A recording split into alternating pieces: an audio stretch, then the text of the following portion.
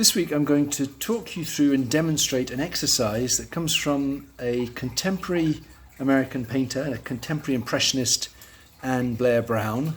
You might have managed to see the clip of her demonstrating this exercise. It's all about simplification. It begins with, if you're painting, preparing a palette and reducing your subject to a simplified set of colours, perhaps light and dark, in the way that I've set up my still life here. And then also it continues, the simplification continues into the way in which you handle the paint, the way in which you apply the paint and try and limit the number of marks to this 40 score. So I'm going to demonstrate and illustrate first through painting, and then I'm going to do a quick thing with pastel as well, because I think not everybody necessarily wants to paint, and you might actually find if you tried the pastel way first, it would help clarify what the task was. And of course it's going to be controversial, interesting to discuss, what exactly is a stroke, what counts as a stroke, what doesn't count, and I'll try and give you some parameters. There is a principle that I think you'll grasp to do with simplifying, so you'll be able to work out what's most valuable to you, not to sort of beat the score, but rather to get the most out of the exercise.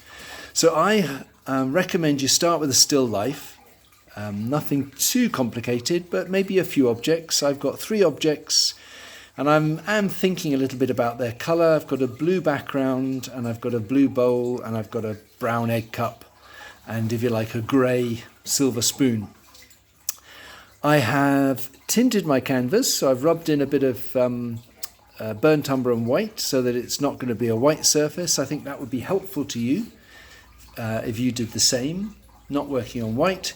And I'm going to sketch out firstly with some grey paint. I'm working with this, what number brush is this? Will it tell me? A number 4. So it was a square brush, but it's now lost its corners. So something like that is quite useful, because part of what you're going to be doing is, in order to get the most out of a single stroke, you're going to be painting with a lot of paint across an area, turning your brush in the hand so that you can make a more varied shape from that brush stroke. So I'd say something like I'm working on an A4 size, something like a number 4 brush, a tinted canvas, and because I'm feeling generous, I'm going to say what you do in sort of sketching things out, you should count as a free stroke. So here we go. Here's my sort of chalice-like egg cup, and then next to that and by that is my spoon. You don't necessarily have to watch this, but too late, I'm doing it now, so you're just going to have to put up with my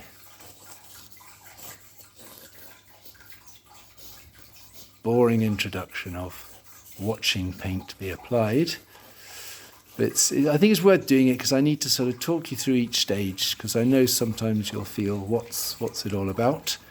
So that's my objects placed with a few lines, and that's what I'm suggesting you can have for free. I might just show you my palette. This may throw everything, but let's just show you my palette for a second, because I have pre-mixed colours. So I was drawing with the grey for my background, the blue paper. I've got a dark blue for shadows and a light blue for the lighter areas. For my spotty bowl, and the spots are going to be controversial as well, I've got a shadow colour and a lighter colour. Same for the egg cup, shadow colour, lighter colour. And the spoon I felt needed 3 colours. So the dark spoon colour, the middle and the light. I haven't actually tried these out, so let's hope I've chosen well. And now I'm going to begin my 40 strokes. And what I could do with, I've forgotten to have this ready, but is a sort of score sheet. So I'll just put a bit of paper here and I can make a mark on that every time I paint stroke. I'm just going to mark it down there. Let's get a bit closer. We were better off before, weren't we?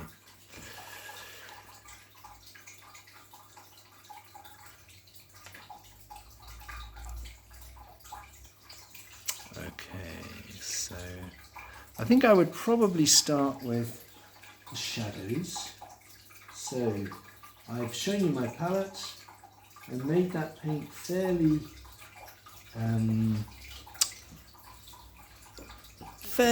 fluid by putting in a little bit of medium.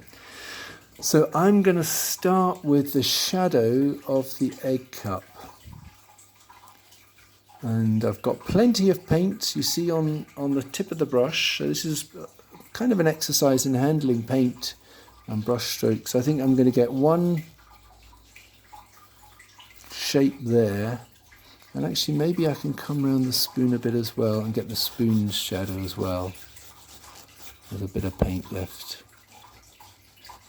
So that's one stroke. So I make a mark. Maybe I'll do it on the corner of the canvas. That's one. And then I'm going to pick up some more of that shadow colour. So the wise among you will already have realised actually to do this you've got to prepare a lot of paint. What a good exercise, an exercise that makes sure that you prepare enough paint. And that goes up there a little bit. And I wished I'd done some on the other side. But I'm going to be strict to encourage you. I'm going to lead from the front. That's stroke number 2. I've got a bit of paint left on there, and I would have liked to have got a bit of paint on that side of the spoon. Okay, so that was the 3rd stroke. So I think it's worth starting this exercise with a few objects, but I've chosen things that aren't too colourful. One of them is patterned, but it's easy enough for me to sort out their colour scheme into light and dark. So having done the shadow on the background, I'm now going to do some of the lighter bits. And basically I'm spreading out with this single stroke as much as I can. And it will run out, but that's partly why I suggested you tint the canvas, because it won't matter if I don't get it completely covered. As I say, there's a principle at stake here, which is simplifying and being economical. And you'll gradually discover that it's not just... You'll gradually discover that there's a kind of preparation to this. You can start, if you've done it once or twice, you start to deconstruct your subject and say, right, if I'm going to get from there to there with a single stroke, I'll have to leave that out. Or, you'll do that. So that's another one. I have to remember to record it. So I'm still going with the background, but I'll go on to some other things. And you'll hopefully again be thinking, well, if he used a much bigger brush, he'd be able to get a lot of that covered more quickly. So I'm hoping it will make you, the discipline of saying you can do this and you can't do that, will make you think, deconstruct what your challenge is.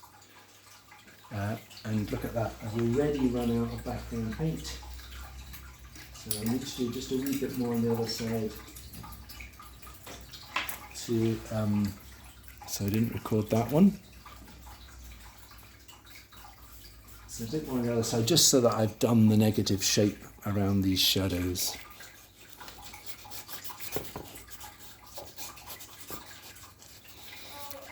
And you can see that I'm mixing the edges just by painting the background colour up against the shadow colour. Those edges are mixing, and that will give me a sort of blending, a transition, but it may be that I wanted that to be a very sharp edge, and I'd be conscious of that as I painted it. So did I record that one? I think it was that 1, 2, 3, 4, so there should be another one there, sorry. So now I'll have a go at the egg cup, and I've prepared a darker colour and a lighter colour. I suspect it's not a bad idea to do dark first, so looking with eyes half closed is how I saw what that colour was like. And I've got to go under there, down to here, and then it's as though most of the base is in shadow. So you see I'm changing the brush angle in my hand so that I can get that, I can go from a thin shape to a bigger one. So that's all I can do with that one. And I think I'll do a bit on the inside.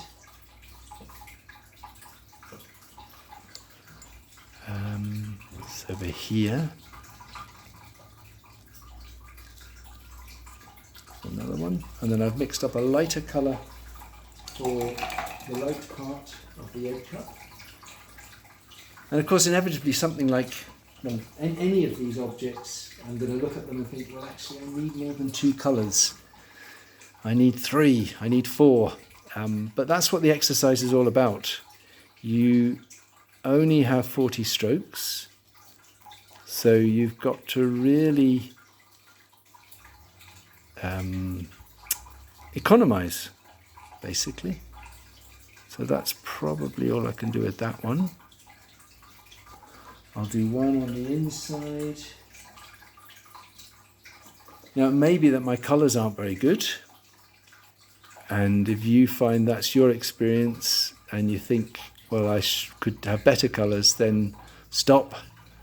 So I'm going to go from the light inside and drag it around there, maybe over there. That's it. That's a start. It's not enough. I think I need a lighter tone for the egg cup, so I would mix that. So in a way, I think the question is going to be, what is a stroke? What constitutes a stroke?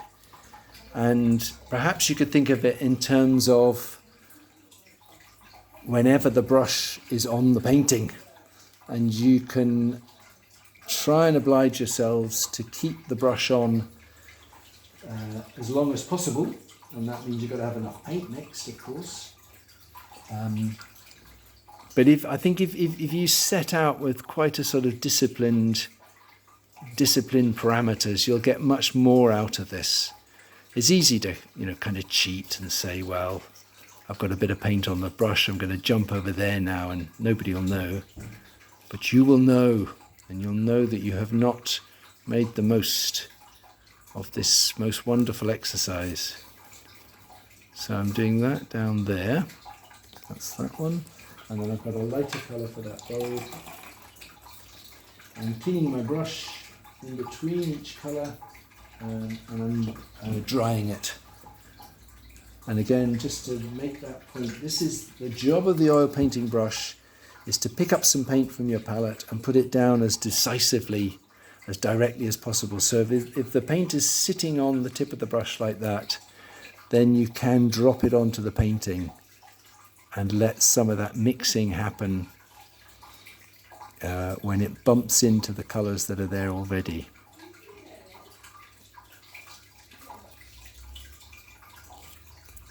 So that's that one. Okay, let me just quickly do a bit to the spoon, because that was possibly interesting, because I decided I could see 3 colours in the spoon, or that I couldn't manage with less than 3. So I'm starting with the dark, so the tip of the spoon there, and then I think there's a bit of dark there, and a bit of dark down there. And because now there's lots of paint on the canvas, each colour is bumping, one colour is bumping into the next. I know I didn't record that, I'll put that down a second. So now I'm doing the middle colour, look with my eyes half closed. I think most of the spoon is middle. But yes, the colours are sort of bumping into each other, and that means there's mixing going on. So that was that one. I should have put some of the darker one. And then I'll just do a little bit of the light.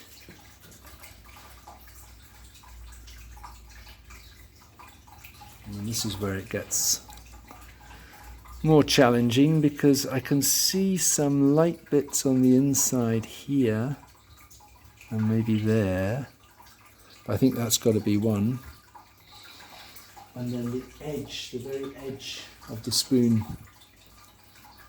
has got a bit here and there. So that's another one. And then there's a bit at the very back, like that. Do that again, didn't work. That gets counted. So, I would do more to this. I need to do the inside of the sugar bowl. There's going to be an issue with spots, so I'll probably ignore them. And there are still a few gaps. It's a shame I didn't get something between the spoon and the egg cup. A lighter bit on the egg cup would make a difference to my painting, I think. But anyway, that's the principle demonstrated, and we've got 1, 2, 3, 4, 5, 6, 7, 8, 9, 10, 11, 12, 13, 14, 15, 16, 17, 18. So that's 18. I've used up half of my 40.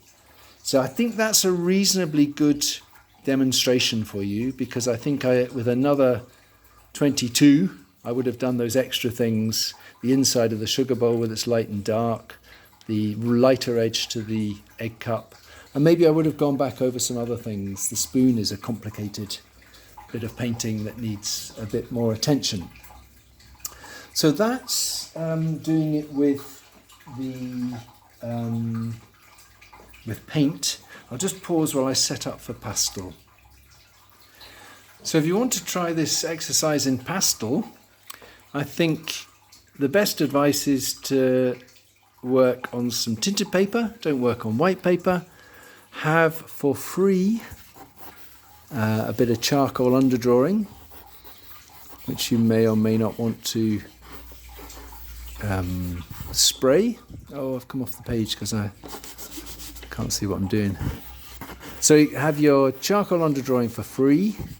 Start your pastel strokes when you put on colour, and make a stroke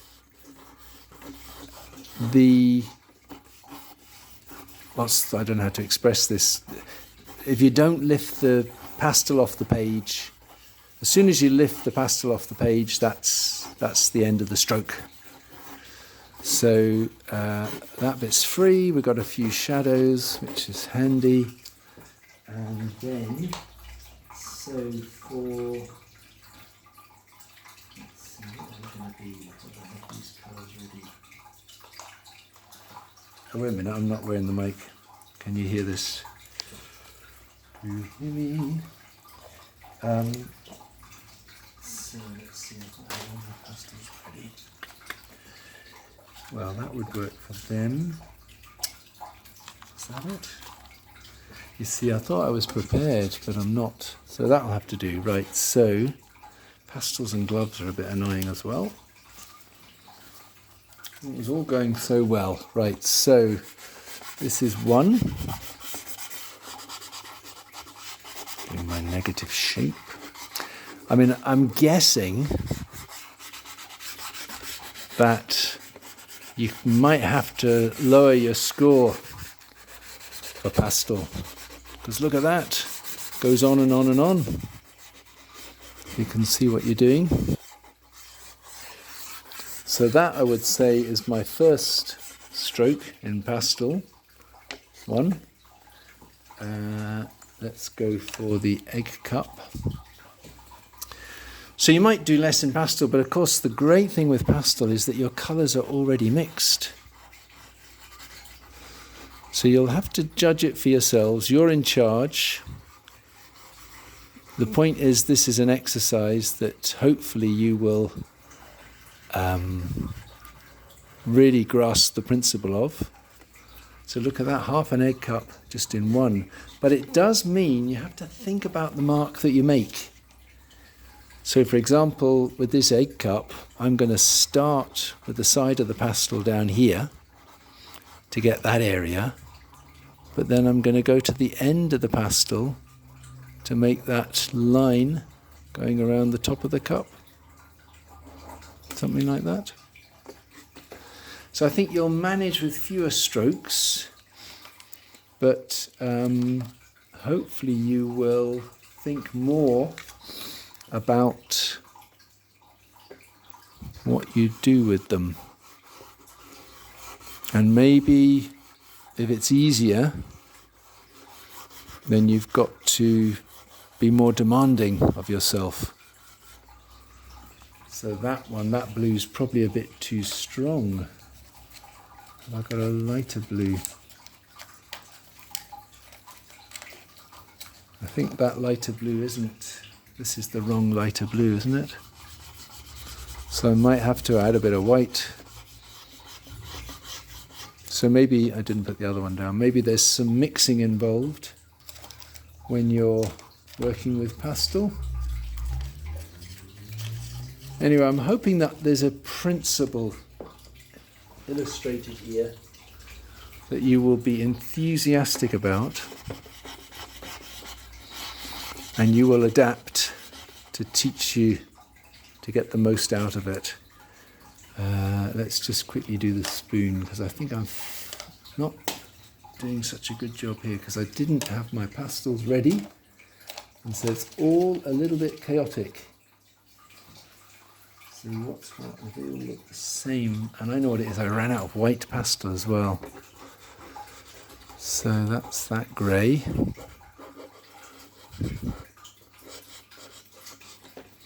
That's that one. And let's try a lighter. That one might do it. That'll give me a little bit of light on the spoon there. But I've got to see how things connect. And by connecting things in this way, you will produce a much more unified piece of work and a simplified piece of work. And I don't know if you saw Anne Blair Brown's the clip. It's on Facebook, so not everybody can get through to Facebook. So you may not have seen it, but in it, I think she makes this really interesting point. She says that if you want to, learn to paint decisively, and if you want there to be a bit of mystery about your work, then this is a really good exercise. And I was thinking, why mystery? And I think it is the case that because this exercise requires you to simplify or abstract, then it helps you find the essence of your subject. And that's what abstraction, that's what painting perhaps ought to be about. And I think when you get the essence of something, it is a bit mysterious. So I think she's right to use that expression. I think there is a mysterious quality to what you do, because instead of painting everything that's there, you're painting what you consider, what you experience to be the essential. Those, and where else was that going to go? Maybe some of it onto the egg cup. So I've tried to demonstrate there how you can take this exercise of 40 strokes, which is designed to help you get to the essential elements of your subject. It can involve some preparation. So you prepare a palette, you choose, I recommend you start with some still life objects. Don't have too many colours, don't have too much pattern, don't have things that are too complicated, but make sure they're challenging enough in order to force you to simplify. And then if you're using paint or pastel, consider that a brush stroke with paint is when you've kept when you've kept the paint on the canvas. You can move it around as much as you like, but as soon as you lift it off, then that's the end of the stroke.